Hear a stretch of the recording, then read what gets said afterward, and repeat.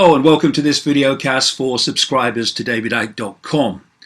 Well, I read an article in the British newspaper this week, the Daily Express, which was very significant in what it said, but even more significant with regard to what it didn't say. The story was about an alleged VIP paedophile ring operating through a school in Dunblane in Scotland, a boarding school called the Queen Victoria School, run by the Ministry of Defence. What the story didn't say is that that school is connected to a man called Thomas Hamilton. Hamilton was the guy who walked into a Dunblane primary school in 1996 and shot dead 16 children and a teacher. And then, it is said, shot himself, although there are some that question that, and I'll come to that later in the videocast.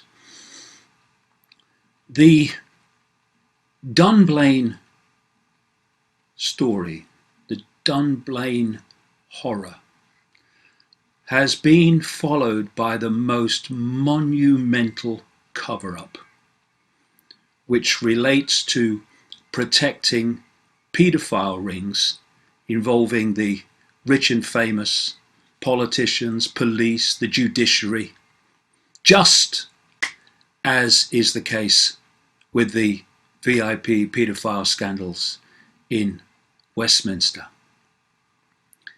These are all connected, and the scale, even with all the revelations that have come out, the scale of these VIP rings, which in the end, if you go deep enough, are one ring basically, is absolutely extraordinary in its scale. So let's look first of all at the Express story and how far it went. It's headed Top Military School Abuse Probed. Police Scotland has been ordered to carry out a full investigation into claims that officers covered up allegations of a VIP paedophile ring at a top military school. How many times have we heard this recurring theme? Simple reason why. When you are running paedophile rings involving politicians and the judiciary and top police people, then you have, by definition, the very people and the very establishment necessary to cover it up and not investigate it. It's real simple when you know how it works. The story goes on. Officers allegedly covered up claims of a VIP paedophile ring at the Queen Victoria School in Dunblane.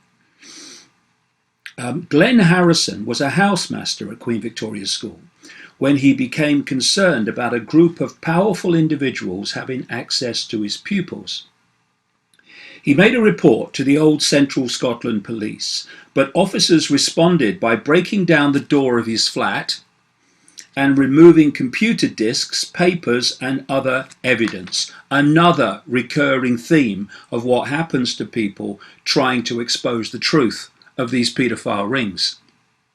And let no one be in any doubt, the Dunblane killings and Thomas Hamilton were fundamentally connected to paedophile rings. Mr. Harrison was then escorted from the school, which has Prince Philip as its patron, more of that shortly, and questioned by detectives in a local police station. After the disturbing incident in December 1991, he moved to the Shetland Islands and continued his successful career as a school teacher. Mr. Harrison never received an explanation for the way he was treated, but the explanation I've just given. People exposing these rings are hardly popular with those protecting these rings. This Queen Victoria School is the same school connected to Thomas Hamilton the Dunblane killer, who was seen walking around the school dormitories at night. And Glenn Harrison goes on, as I'll go into detail later, about famous people turning up in fancy cars at the school and taking away boys who came back distressed. Thomas Hamilton was a Jimmy Savile figure. Not on the same scale, but he did the same things. Not only was a paedophile himself, which came out and was covered up at the subsequent Dunblane inquiry, but he procured children for the rich and famous. And thus he was afforded the same protection by the establishment as was Jimmy Savile, who for decades and decades and decades did the same on a gargantuan scale. And when I go through this Dunblane story and its connection to the paedophile VIP rings, people might appreciate why we have seen in recent weeks the blatant, the pathetic, the disgusting efforts of parts of the British media and certainly the establishment.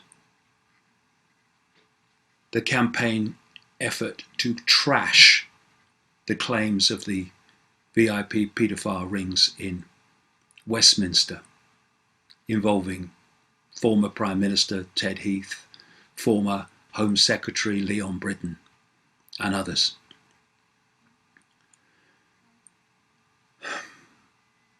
What happened after the horrors of Dunblane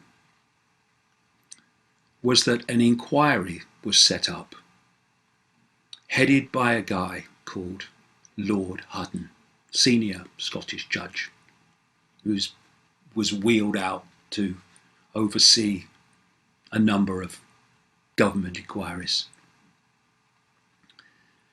And it is my view, and the view of many others, having looked at what happened, that the Dunblane inquiry was the most blatant, outrageous cover-up of so much of the background to Thomas Hamilton and what was behind and who was behind and who was connected to the Dunblane tragedy.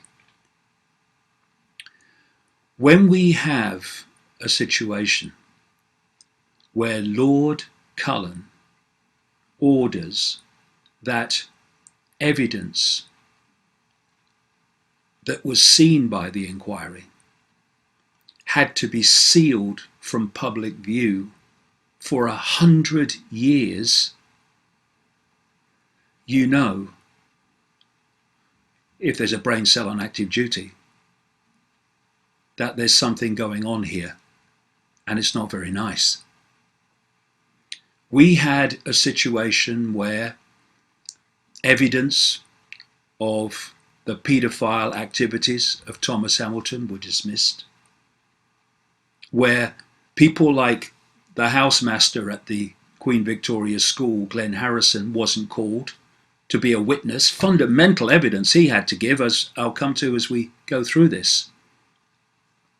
How other people who had crucial things to say were not called by the inquiry. And how the efforts to cover up what happened were orchestrated by the Freemasonic and secret society networks of Scotland, and probably further afield as well. And it's worth noting that for historical and other reasons, Scotland is a major global centre of secret society activity.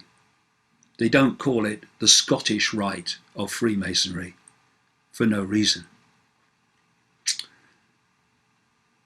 This gives more credence to the evidence of a man called Lord Burton, who was a Grand Master, former Grand Master, of Scottish Freemasonry.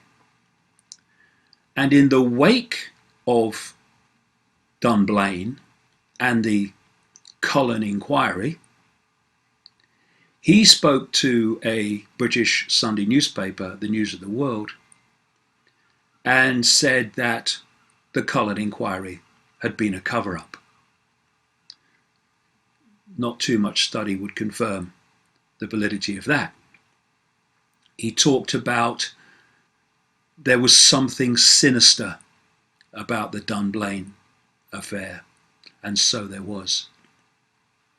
And what he talked about was a elite